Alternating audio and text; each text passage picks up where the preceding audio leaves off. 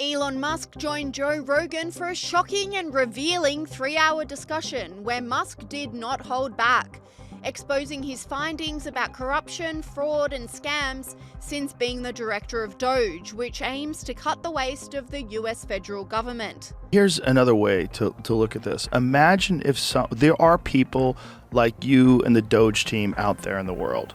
Imagine if one of those works for an organization like USAID or any other organization and has this understanding of how much fuckery is involved, but they have evil intentions. And they're entwined in this system for decades and decades, and they've built a career and all the entanglements that come with it, and they start moving shit around. You could probably do it easy. It sounds like the way you've laid it out. If you were a career person who's in there forever, who knew how everything works, and you were very clever, you could make some shit happen. And you could probably do it in conjunction with some people that you know that are forming an NGO. Hey, let's all work together. Yeah. And this is the resistance that you're facing. Yeah.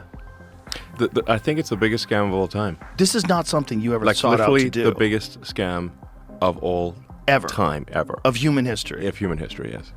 Wow. I think you're right. Yeah. What else it's could probably be better? a $1 trillion scam. There's never been a $1 trillion scam, you know.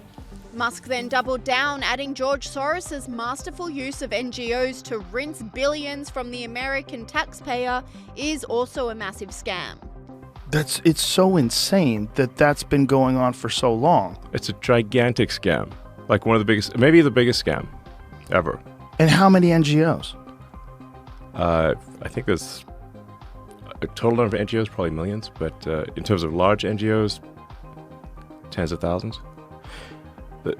I mean, it's actually kind of a hack to the system where someone can get an NGO stood up for a fairly small amount of money. Like George Soros was really good at this. Like George Soros is like a system hacker. Like he figured out how to hack the system.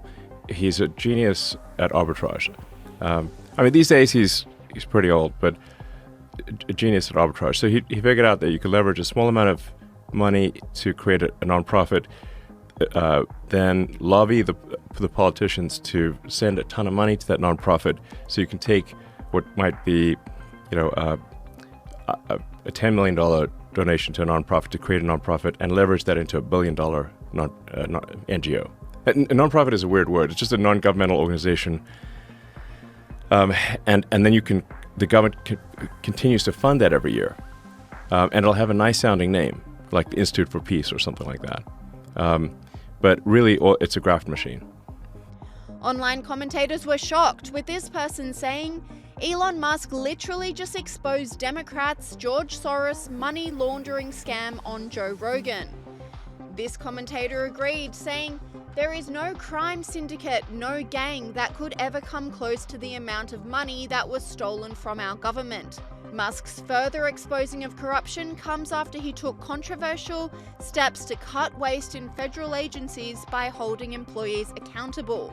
One issue where Trump and his Doge master Elon Musk are getting unadorned praise from people like me around the world, Kristen, is their efforts to get rid of waste in government, and this idea of sending an email out to bureaucrats and public servants asking them what they've done in the last week. Here's Donald Trump on that. We have people that don't show up to work, and nobody even knows if they work for the government. So by asking the question, tell us what you did this week, what he's doing is saying, are you actually working? And then if you don't answer, like you're sort of semi-fired or you're fired.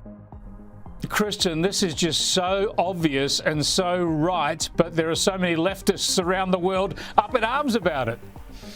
Oh, I know. This had to happen. I mean, the government is by far the largest employer in the United States. I wrote an entire book about it called Government Gone Wild.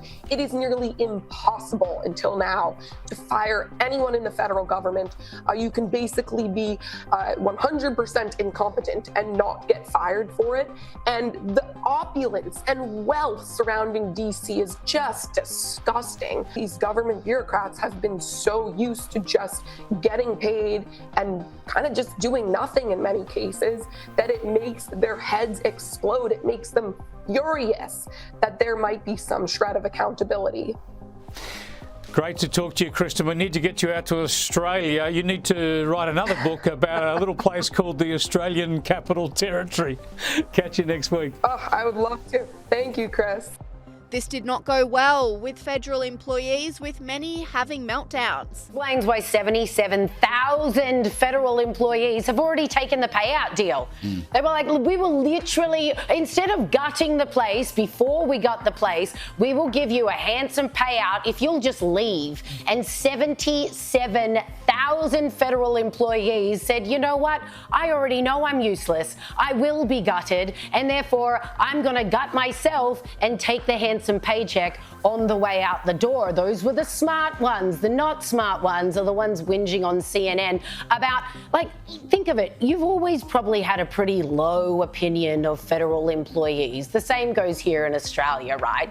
But watching them have a meltdown over the simplest request, which was basically justify your existence. Like, what have you done over the last week on the taxpayer dime while the taxpayer has been paying you?